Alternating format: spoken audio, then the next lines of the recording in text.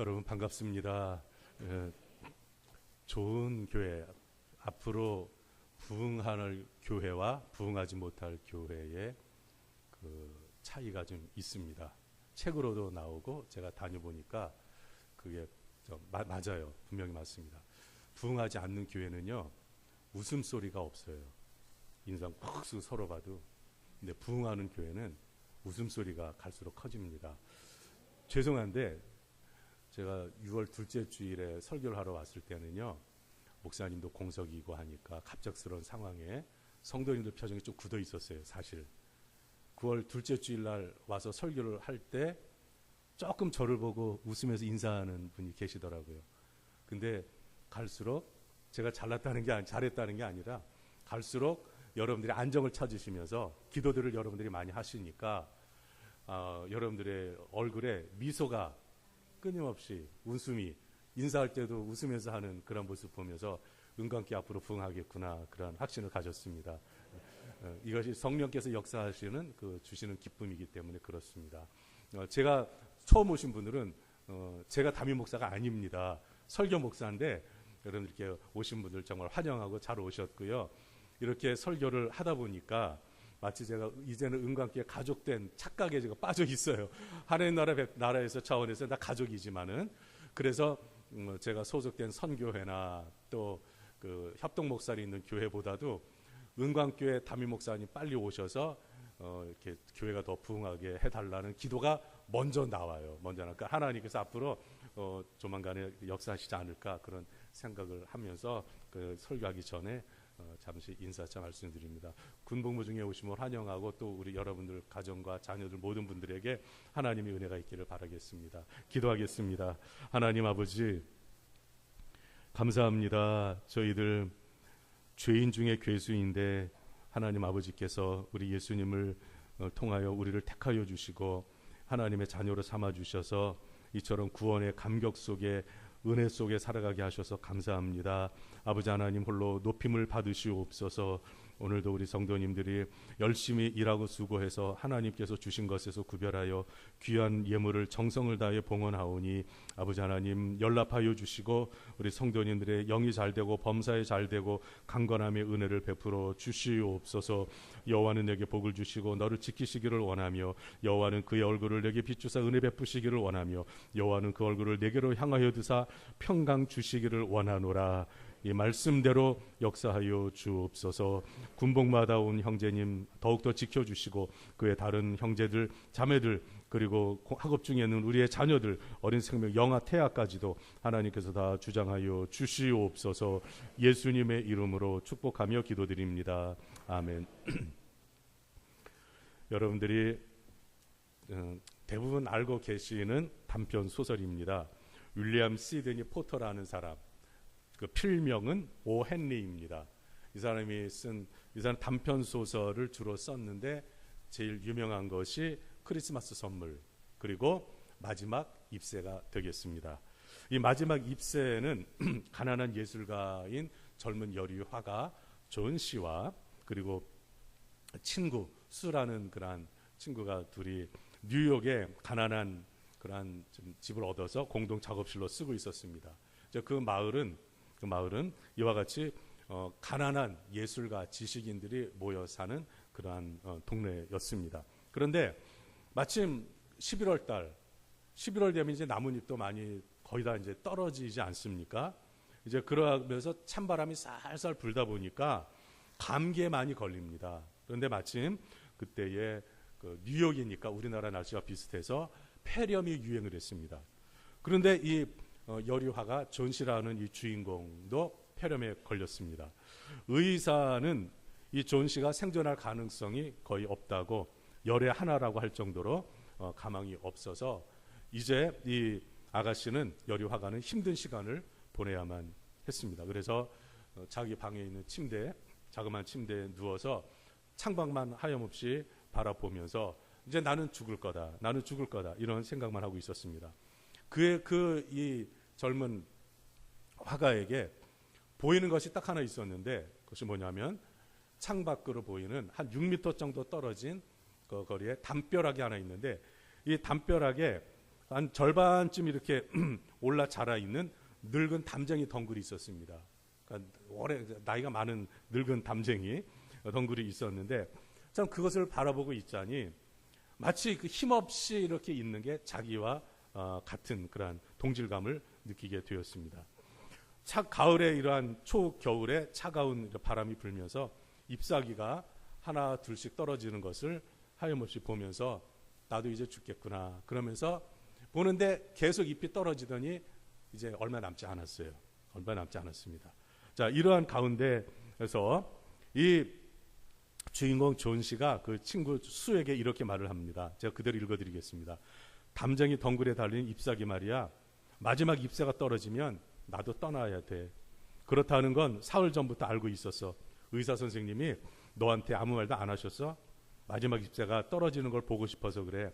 이제 기다리기도 지쳤어. 생각하기도 지겹고 이제 나도 저 가엾고 지친 잎사귀들처럼 모든 걸 내려놓고 아래로 떨어지고 싶어. 그러니까 잎이 떨어지는 것을 보면서 이 화가는 자신이 죽을 날이 다가오고 있음을 감지하고 있었던 것이죠. 이러한 것을 본 친구 수는 마침 그 바로 아래층에 사는 나이가 많은 화가, 정말 작품 하나 제대로 낸 적이 없는 화가, 범원 화가를 만납니다. 그래서 이 이야기를 다 했어요. 그래서 이 제 친구가 폐렴에 걸렸는데 자신이 저 잎사귀가 다 떨어지면 자신은 죽을 거라고 이렇게 생각하고 있습니다. 그랬더니 할아버지가 비웃었어요. 그렇게 뭘 그러냐고 그러면서 이제 존 씨를 향해서 멍청하다, 터무니없는 이야기다 이러면서 조롱을 했습니다. 일축을 했습니다. 그런데 그날 밤에 참 밤새 세찬비가 이제 내리고요. 바람이 아주 거세게 불었습니다. 그러면서 잎이 다 떨어졌어요. 그리고 아침이 되었는데 굉장히 해맑은 그런 아침이었습니다. 근데 이 존 씨가 폐렴에 걸린 존 씨가 창밖을 그날도 이런 눈을 뜨고 봤는데 밤새 그 비바람이 몰아친 걸 아는데 나뭇잎이 하나 딱 있는 거예요. 이게 떨어지질 않았구나. 저렇게 비바람이 부는데도 떨어지지 않았구나. 그러면서 뭔가 삶에 대한 희망을 갖게 되었습니다. 희망을 가졌어요. 그러면서 그날 그러게 됐고 계속 봐도 안 떨어져요. 그 다음 날도 안 떨어져요.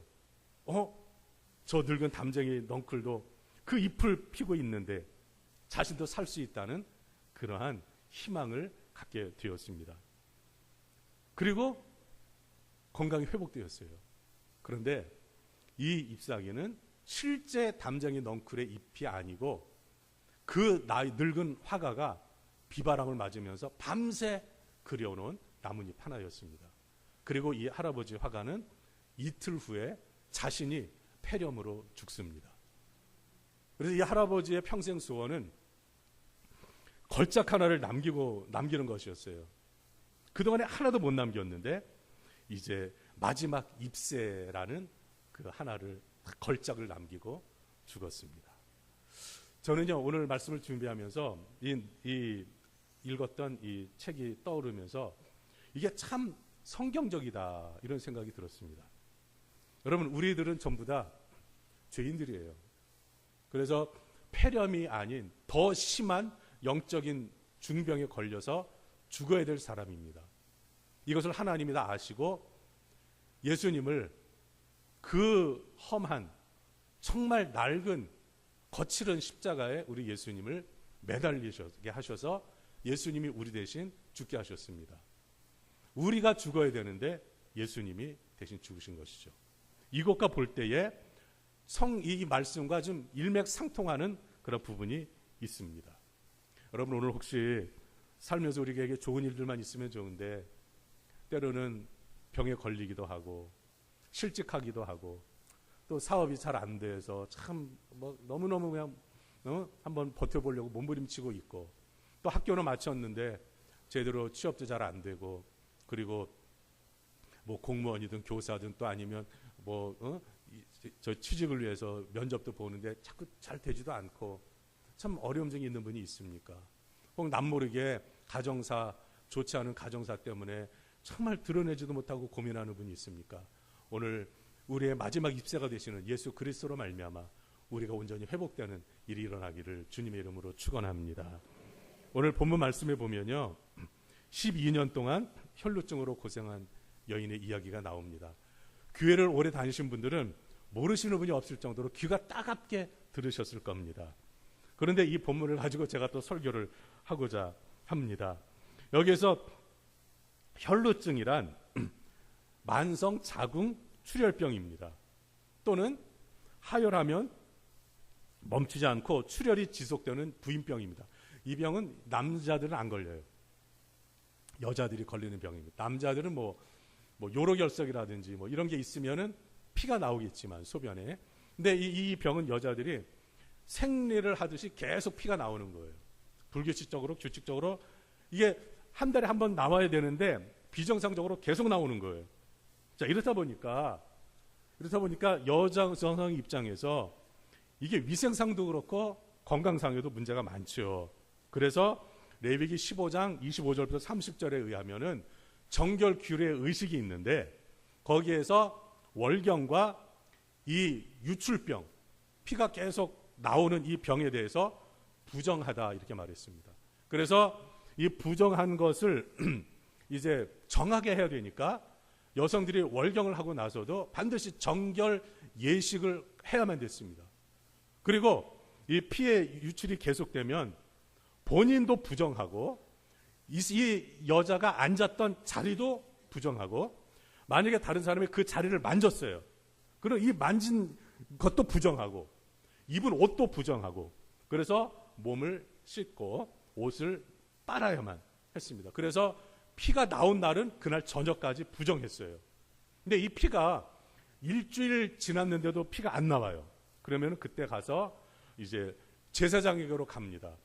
비둘기 2마리를 가지고 가요. 한 마리는 속죄, 자기가 정결하게 되기 위해서 속죄 제물로 비둘기 1마리를 가져가고 또 한 마리는 하나님께 속죄하면서 자신을 온전히 드리는 번제물로 드리면서 자신의 정결 의식을 행해야만 됐습니다. 이렇게 해서 여인들이 하나님께서 이렇게 건강에 몸에 이상이 생겨서 계속 피가 나오는 이 병에 걸린 불쌍한 여인들이 이제 정결하게 될 수 있는 그러한 길을 이렇게 열어주신 것이죠.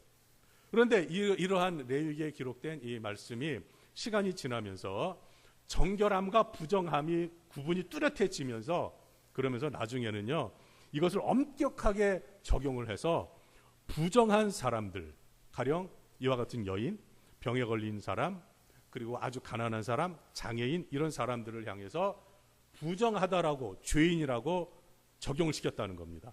그래서 이 사람들을 격리시키고 같이 어울리지는 않았고 죄인 취급을 하면서 접촉을 꺼렸습니다. 그러므로 오늘 본문에 나오는 혈루증으로 고생하는 여인은 몸뿐만이 아니라 사회적으로 고립되고 그리고 지탄을 받는 괴로움으로 인해서 2중 3중고를 겪어야만 했습니다. 이런 병은 아닐지라도 우리에게 어떤 어려움이 올 때는요 이상하게 2중 3중으로 와요. 쓰나미처럼 옵니다. 너무너무 견디기 힘들어요. 그러면 내가 왜 살아야 되나? 그래서 극단적인 선택을 하는 사람들이 있죠. 자기 목숨을 끊는 거예요. 그러니까 이해는 갑니다만은 그런데 설령 그렇다 할지라도 우리에게는 마지막 입세가 항상 있어요. 마지막 입세. 그래서 우리가 포기할 이유가 없습니다. 자, 여러분 김병에 뭐 없다고 그래요? 효자 없다라고 그러죠. 여러분 정말 부모님이라도 배우자라도 오랫동안 아프면요 나중에는 짜증나고 신경질 나고 솔직하게 어떤 분들은 솔직하게 그러더라고요. 빨리 지금 천국 갔으면 좋겠다. 얼마나 힘들면 그러겠습니까? 그러니까 김병이 효자 없다는 거 했는데 이 여인은 12년 동안 자궁에서 피가 불규칙적으로 계속 흘러나오니 이 여인은 율법적으로 이렇게 부정한 여인이요. 또 사회적으로 지탄을 받고 가정에서도 같이 어울릴 수 없이 홀로 지내야 되는 너무나 안타까운 현실에 놓여 있었습니다. 노력을 안 했겠습니까? 여러분 오늘 한번 그 본문 중에 26절을 같이 읽어보겠습니다. 시작. 많은 의사에게 많은 괴로움을 받았고 가진 것도 다 허비하였으되 아무 효험이 없고 도리어 더 중하여졌던 차에.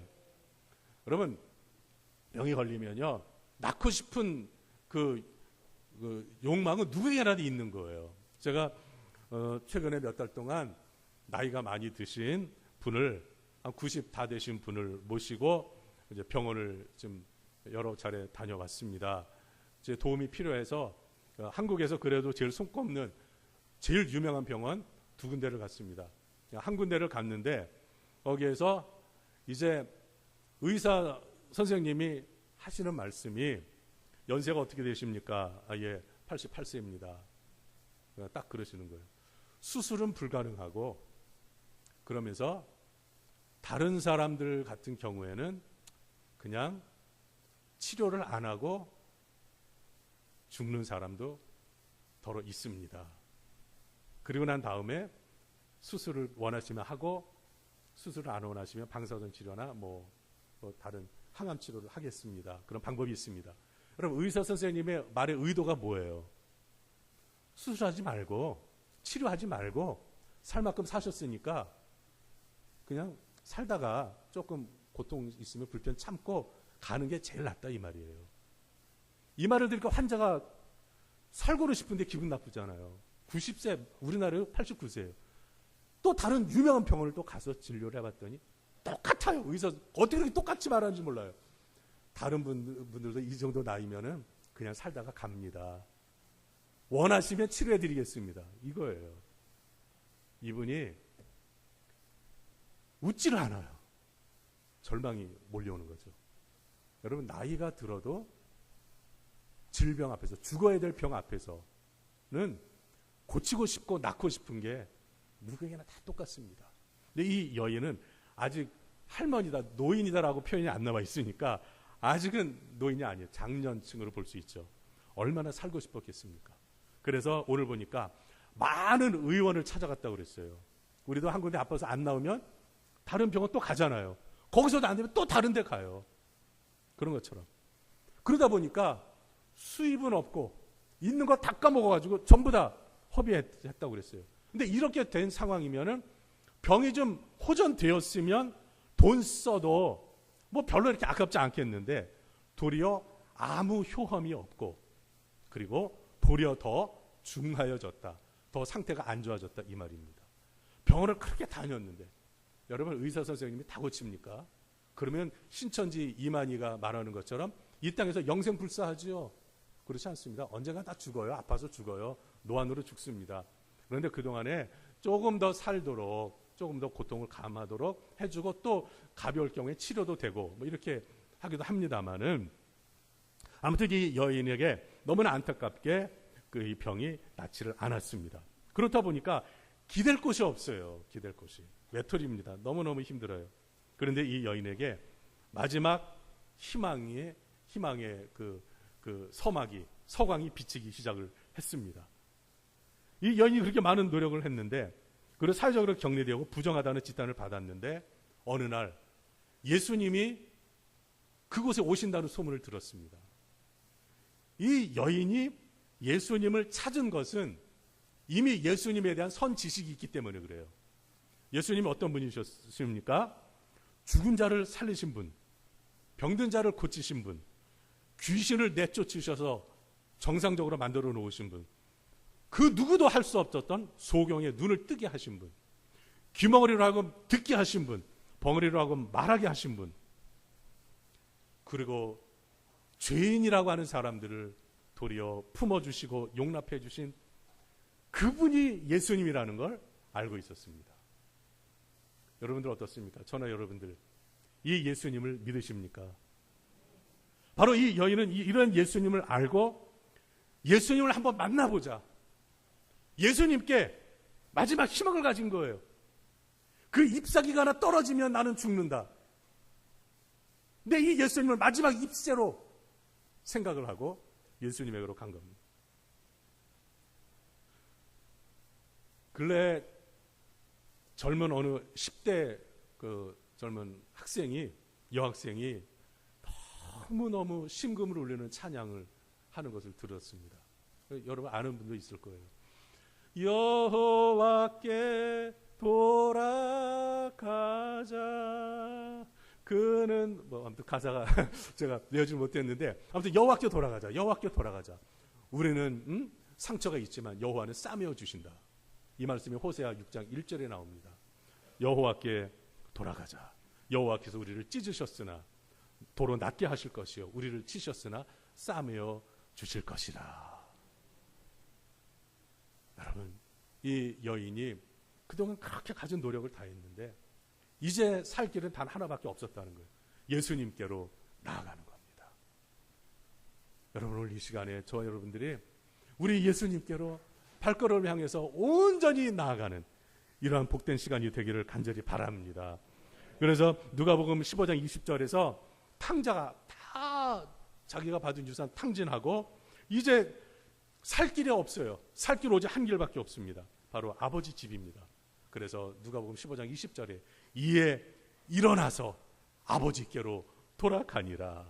아직도 거리가 먼데 아버지가 아들을 보고 측은히 여겨 달려와 그를 안고 입을 맞추었다 그랬습니다.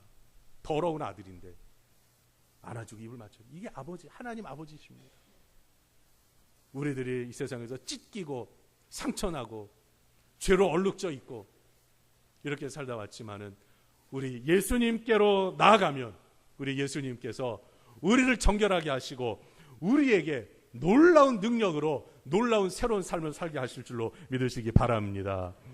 자, 이렇게 예수님께 마음을 두고 예수님께로 향하는데 문제가 생겼어요. 문제가 생겼습니다. 악조건으로서 엄청난 장애물이 놓여 있었습니다. 여러분, 오늘 본문 앞절을 한번 보면요. 21절에 예수께서 배를 타시고 다시 맞은편으로 건너가시니 큰 무리가 그에게로 모였다. 그리고 24절에도 그 이에 그와 함께 가실새 큰 무리가 따라가며 애워싸 밀더라. 자, 예수님이 가시는 곳마다 사람들이 그냥 구름대와 같이 몰려든 거예요. 다 소문을 들었으니까. 예수님 말씀 듣고 싶고 병고침 받고 싶고 막 그냥 몰려든 거예요. 그런데 어느 정도로 몰려들었냐면 애워쌌다고 그랬습니다. 애워쌌다는 건 비집고 들어갈 틈이 없는 거예요. 그리고 이 사람들이 서로 예수님께로 더 다가가려고 서로 막 밀치는 거예요. 지금 상황이 정말 서로 막 예수님 보려고 막 경쟁이 막. 그러니까 이 사람들이 서로 그냥 자기에게 놓여 있는 그 현실만 헤쳐나가는 거예요. 예수님을 보기 위해서 그렇게 하고 있지만 이 사람들은 군중들 사이에서 서로 간에 막 경쟁이 심한 상태에 있습니다. 그러니까 이 여인이 비집고 들어갈 틈이 없는 거예요.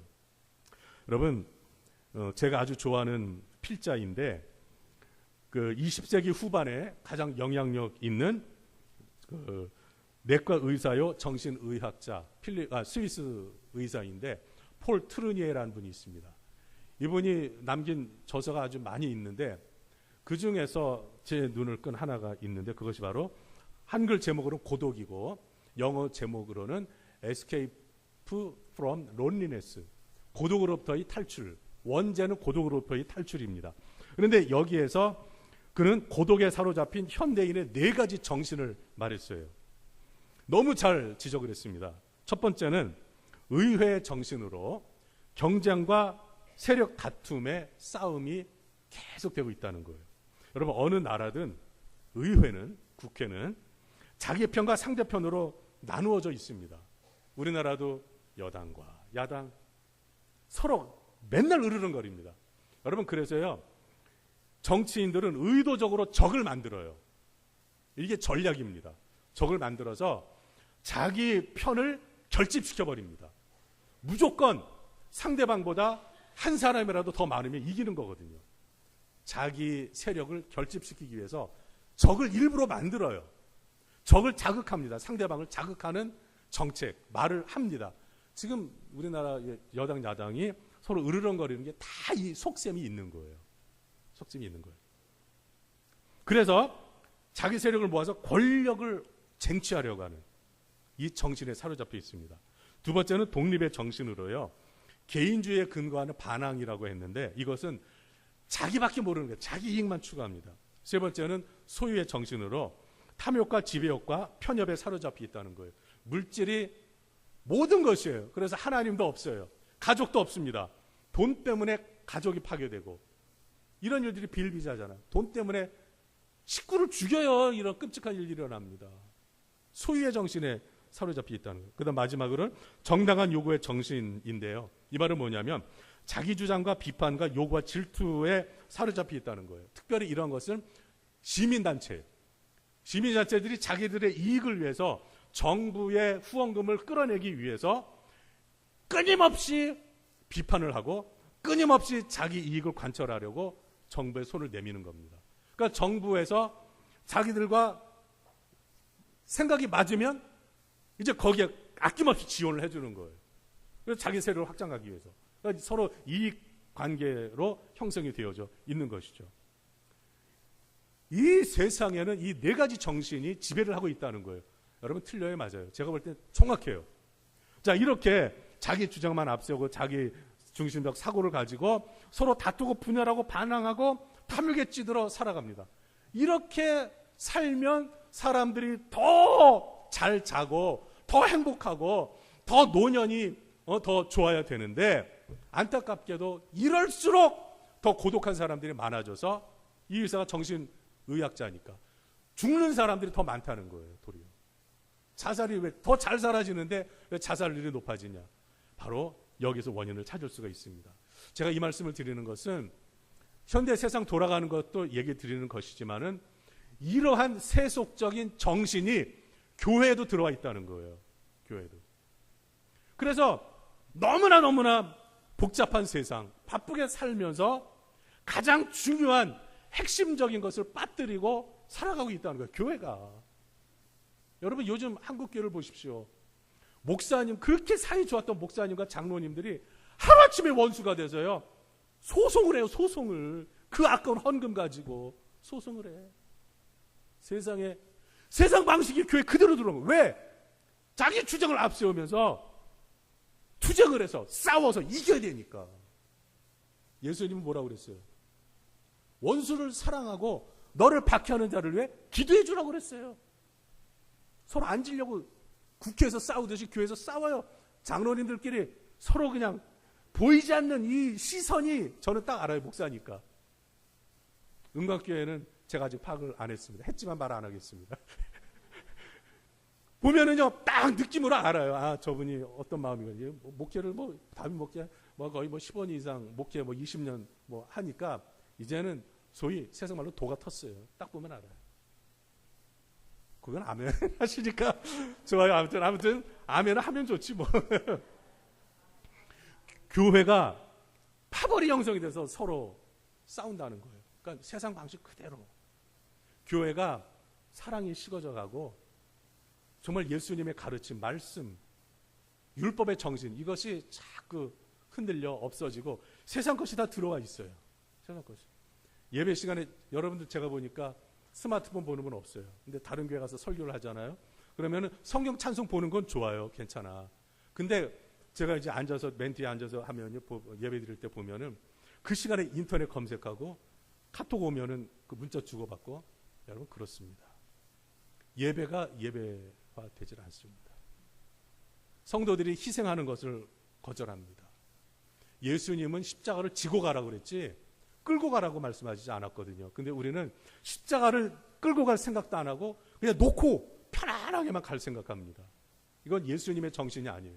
그래서 이 폴 트루니에가 고독에서 내린 결론이 무엇이냐 하면은 우리 현대인들에게 필요한 것이 무엇이냐? 우리 그리스도인들이 현대 그리스도인들에게 필요한 것이 무엇이냐면 예수 그리스도의 친교의 정신인데 이 말은 뭐냐면 예수 그리스도께 우리가 소망을 두고 예수 그리스도와 연합되어질 때 거기에 진정 교회다운 교회, 목사다운 목사, 장로다운 장로, 성도다운 성도가 될 수 있다는 사실입니다. 여러분, 제가 전에 말씀드렸다시피 저는 담임 목사 청빙 지원할 자격이 안 되잖아요. 나이가 넘어서 지원도 못하고 하지도 않았습니다. 근데 제가 사실 지원할 자격이 돼도 할 용기가 안 나요. 왜 그러냐면 기독신문에 광고 난 걸 보니까 저는 그렇게 못할 것 같아요. 은광교에서 요구하는 그 수준에 맞는 목사가 못 된다고 생각이 들었어요. 교회다운 교회로 세울 수 있을까? 그렇게 못할 것 같아요. 예수님처럼 목회할 수 있을까? 못할 것 같아요. 그래서 자신이 없죠. 하라고 해도 자신이 없는. 만약에 하라고 해도 앞으로 오실 목사님 큰일 났습니다. 누가 오실지 모르지만 기대치가 너무 높은 거예요. 그렇다면 여러분은 어때요? 여러분들은 예수님 앞에서 신앙의 성숙도의 기대치가 어느 정도입니까? 여러분, 예수님은 교회가 예수 그리스도를 닮아서, 진짜 제자는요, 교회가, 성도들이 예수님께 집중하는 교회, 집중하는 성도가 진짜 교회요, 성도입니다. 근데 자꾸 세상의 방식으로 분열하고 서로 시기하고 갈등 겪고 서로 포용해 주지 못하고 이러면 교회가 교회되지 않는 거예요. 여러분, 오늘 이 여인을 보십시오. 정말 복잡해요. 사람들이 막 바글바글 비집고 들어갈 틈이 없어요. 그런데 이 여인에겐 절호의 찬스가 된 거예요. 왜 그러냐면 사람들이 거기에만 신경 쓰고 있는데 이 여인이 다가가도 사람들이 못 알아보고 있어요. 이 여인이 뭘 뒤집어 쓰고 슬금슬금 눈치 보면서 갔는데 그 누구도 이 여인을 못 알아봐요. 알아볼 틈이 없죠. 자기들도 막 지금 바쁘니까. 이 틈을 타서 몰래 살금살금 들어간 거예요. 살아야 되겠다. 나 예수님 한번 만나야 되겠다. 죽기 전에 한번. 그래서 다가가는. 만약에 누가 알아보면요, 이 여인은 발로 밟혀 죽거나 돌에 맞아 죽어야 돼요. 부정한 여인이 감히 정한 사람들 앞에 어떻게 접근합니까? 큰일 날 일입니다.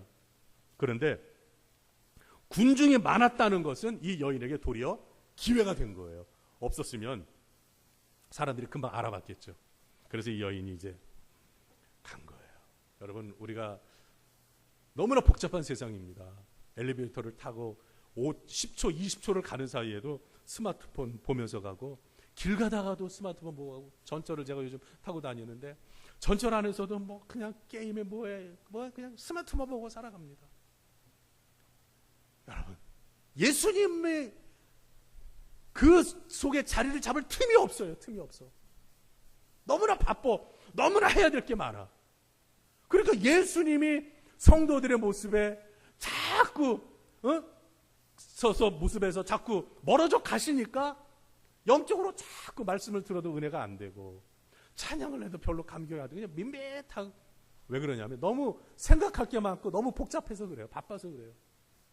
여러분, 그럴수록 은혜는 멀어집니다. 아무리 복잡하고 바쁘더라도 이 여인과 같이 그 세상에서 틈을 내어서라도 짬을 내서라도 바쁜 중에도 예수님께 집중해서 예수님을 생각하며 예수님께로 다가가려고 몸부림을 치는 자에게 예수님이 만나주시고 예수님의 능력이 임함을 믿으시기 바랍니다. 책상에 얼마나 오래 앉아 있었느냐가 중요한 게 아니에요. 학생은 얼마나 집중해서 공부했느냐가 중요한 거예요. 일을 얼마나 긴 시간 했느냐가 중요한 게 아니라 얼마나 집중해서 자기 일을 했느냐가 중요한 거예요. 운동을 할 때도 얼마나 긴 시간 했느냐가 중요한 게 아니라 운동을 얼마나 집중해서 했느냐가 중요한 거예요. 그렇지 않으면 실수로 운동기구 떨어뜨려서 다칠 수가 있는 거예요. 신앙도 마찬가지입니다. 누가 신실한 예수님의 제자입니까? 누가 성도입니까?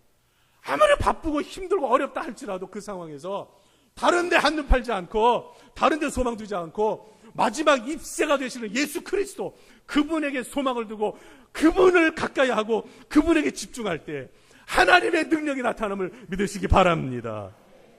자, 이렇게 되자 이제 이 여인이 가서 예수님의 옷깃에 손만 대어도 자기 병이 나을 거라는 이 믿음을, 구원을 받을 것이라는 확신을 가지고 나아갔어요. 여러분, 믿음은 확신입니다. 믿음은 확신이야. 따라해보세요. 믿음은 확신이다. 무슨 확신입니까? 따라해보세요. 구원의 확신, 능력의 확신. 여러분, 오늘 본문에서 이 여인이 예수님 옷장을 만졌잖아요. 그러니까 구원을 받을 것이다라는 생각 때문에 그랬다고 그랬어요. 자기는 부정한 여인, 죄인 취급을 받아왔거든요. 그러니까 구원을 못 받은 줄 알았는데 예수님의 옷에 손만 대어도 구원을 받는다. 그랬는데 즉시로 말랐어요. 즉시로 멈추고 나왔어요. 그러니까 이 말은 흐르고 있었다는 거죠. 근데 예수님 옷자락에 손을 대자마자 바로 멈춰버린 거예요. 할렐루야. 여러분 얼마나 기뻤겠습니까? 참 찝찝하고 냄새도 나고 이거 참 그렇잖아요. 바로 멈췄어요. 예수님이 이걸 아신 거예요. 이 여인도 알고. 예수님이 멈춰서 오셔서 누가 내 옷에 손댔냐? 제자들이 그러죠. 뭐 사람들이 많으니까 뭐 스쳐가면서 됐겠죠.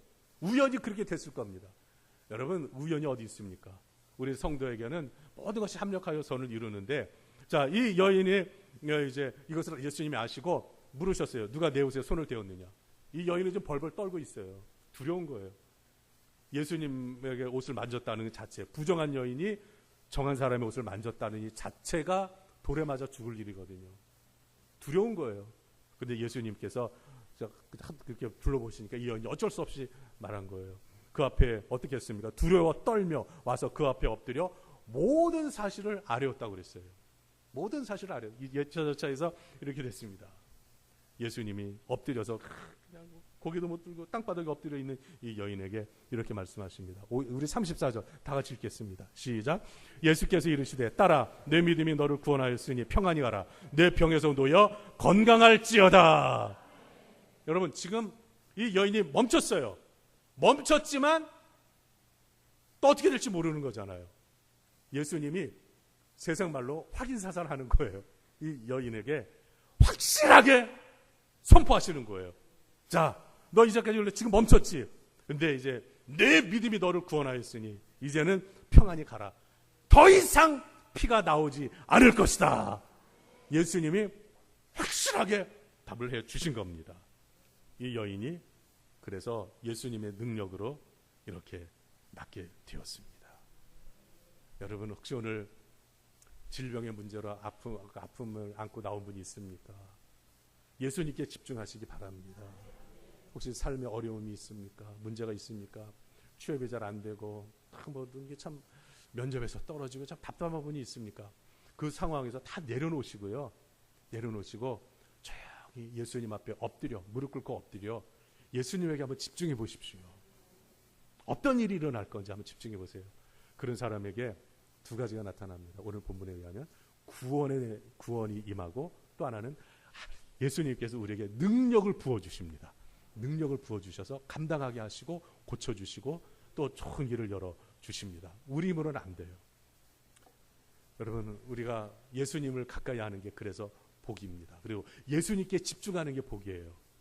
이런 사람에게 예수님을 가까이 하는 자에게 하나님의 은혜가 능력이 임하게 되는 것입니다. 우리 찬송가 338장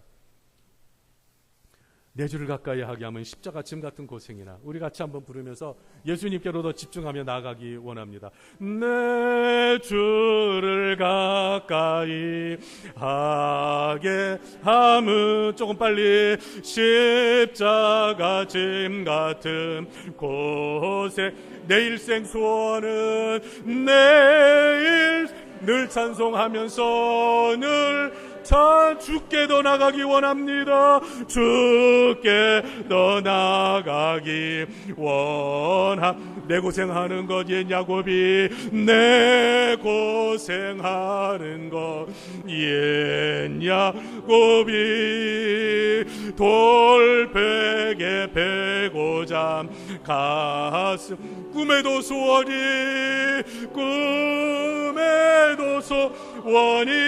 늘 주께 더 나가기 원합니다. 주께 더 나가기 천성에 가는 길 험하여도 천성에 가는 길 생명길 되나니 은혜로다. 생명길 되나니 은혜로 천사날 부르니 천사날 늘 찬송 주께 더 나가기 원합니다. 주께 더 나가기 주께 더 나가기 원합니다. 주께 더 나가기 원합니다. 이 시간 오늘 말씀 생각하면서 합심해서 1, 2분 정도 기도하겠습니다. 우리 예수님께로 나아가고 예수님께 집중하는 삶을 살겠습니다. 구원의 능력을 베풀어 주시옵소서. 우리가 어쩔 수 없이 해결할 수 없는 그러한 아픔들, 문제들 우리 예수님 앞에 내려놓고 같이 통성으로 기도하겠습니다. 아버지 하나님, 은혜를 감사드립니다. 아버지, 이 세상 너무나 복잡합니다. 바쁩니다. 신경 쓸 것이 한두 가지가 아닙니다. 아버지 하나님, 이러한 가운데서 저희들이 예수님을 잃고 살지는 않았습니까? 예수님에게 집중하기보다는 세상 것에 너무나 집중하며 살지 않았습니까? 아버지 하나님, 불쌍히 여겨주셔서 이제 저희들의 발걸음이, 마음이 예수님께로 향하게 하여 주시옵소서. 예배도 예수님께 집중해서 드리게 하여 주옵소서. 삶에서 예수님께 집중하며 살아가게 하여 주시옵소서. 사람들은 너무나 바쁘게 분주하게 살아갑니다. 우리 예수님은 바로 예수님에게 집중하는 사람을 찾고 계십니다. 오늘 우리가 그런 사람이 되게 하여 주옵소서. 사랑하는 아버지 하나님, 예수님께 집중하며 오늘 말씀을 듣고 선포했사오니 이종과 우리 성도들의 모든 아픔들, 문제들을 능력으로 해결하여 주시고 고쳐 주시옵소서. 하나님 아버지께 모든 것을 다 의탁하오며 예수님 이름으로 기도드립니다. 아멘. 하나님 아버지, 이 세상 살아가기가 평안할 때도 있지만 어떤 때는 힘들 때도 너무 많습니다. 아버지 하나님, 어떻게 살아가야 할지 몰라서 막막할 때도 없지 않아 있습니다. 사랑하는 아버지, 오늘 예수님께서 이렇게 놀라운 그 사랑과 구원과 능력을 베풀어 주셨는데 오늘 저희들에게도 그러한 은혜를 베풀어 주시옵소서.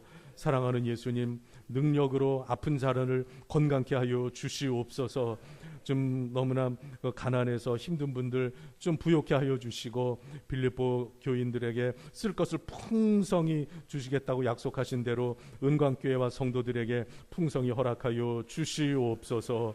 한 주간도 하나님 살아갈 때에 예수님께 집중하면서 살아가는 정말 예수님의 제자요 하나님 앞에 신실한 성도가 되게 하여 주시옵소서. 또 귀한 청빙 목사님 위에서 놓고 기도하고 있사오니 하나님께서 신실한 목사님 보내주셔서 앞으로 은광교회가 부흥하는데 크게 쓰임받게 하여 주옵소서.